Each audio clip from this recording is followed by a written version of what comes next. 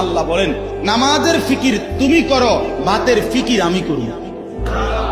আর আমরা এটা উল্টে এই কথাটাই আমরা উল্টে বুঝেন নাই?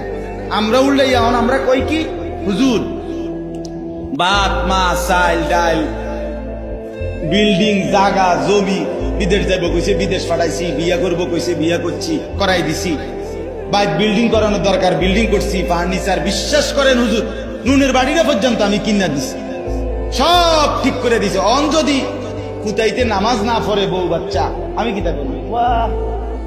আপনি বন দিয়ে চা দিয়ে ভিজে খাইবেন, আপনি কিরবেন মানে চাষা, আপনি বন দিয়ে চা দিয়ে ভিজে খাইবেন আর এরপরে এক খিরি পান খাইবেন আর গপ মারবেন, আর এরপরে না আপনি কবরে দেখবেন কি হয়।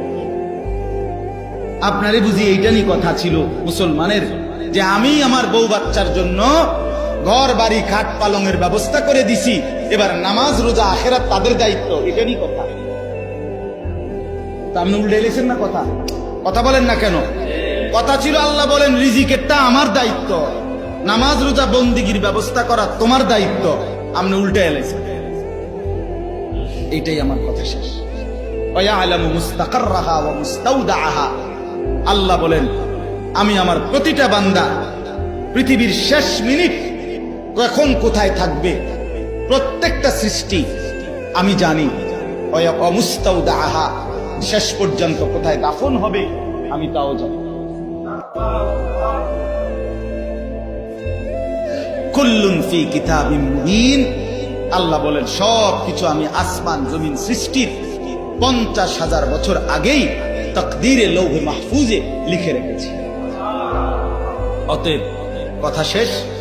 দয়া করে কষ্ট করছেন আপনারাও আমরাও এই গরমের ভিতরে, আপনাদের কাছে অনুরোধ, শুধু একটা মাহফিল হইছে এইটা না বাজান। আমি আমার দিলের দরদ নিয়ে বললাম, সবটুকু আবেগে, দয়া করে নিজেকে বদলান। বাবা চাচা যারা আছেন মুরব্বী, আপনাদেরকেও 2-4টা শক্ত কথা বলে ফেলছি চাচা, মহব্বতে বলছি।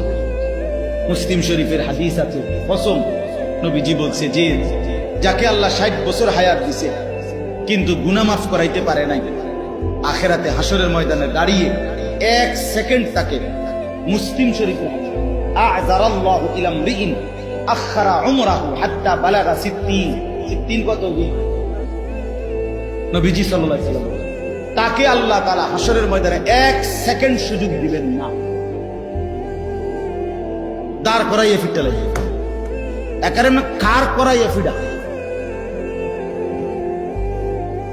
খার করাইয়ে ফিডা, তাকে কোনো সুযোগ দিবে না কথা বলার। কাকে?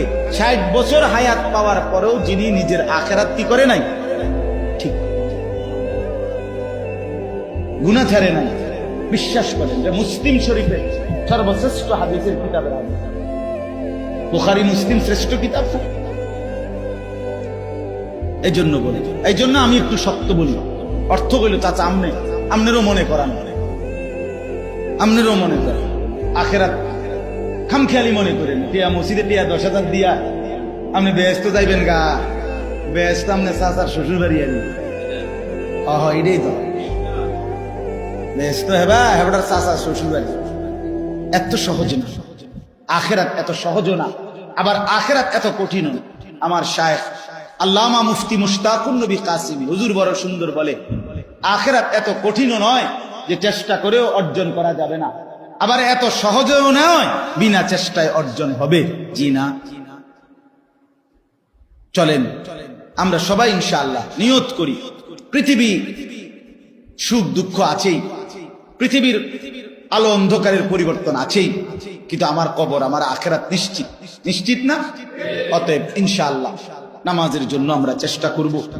আজকের এই ইসলাহি মজলিস যে মানুষগুলো কবরবাসীদের মাগফিরাতের দোয়ার জন্য আয়োজন করছে, আরে বন্ধু কবরবাসী তো চলে গেছে, তার তো মাগফিরাত দরকার বুঝি, আমাদের তো একটু সময় এখনো আছে, আমাদের মাগফিরাত আরো বেশি দরকার,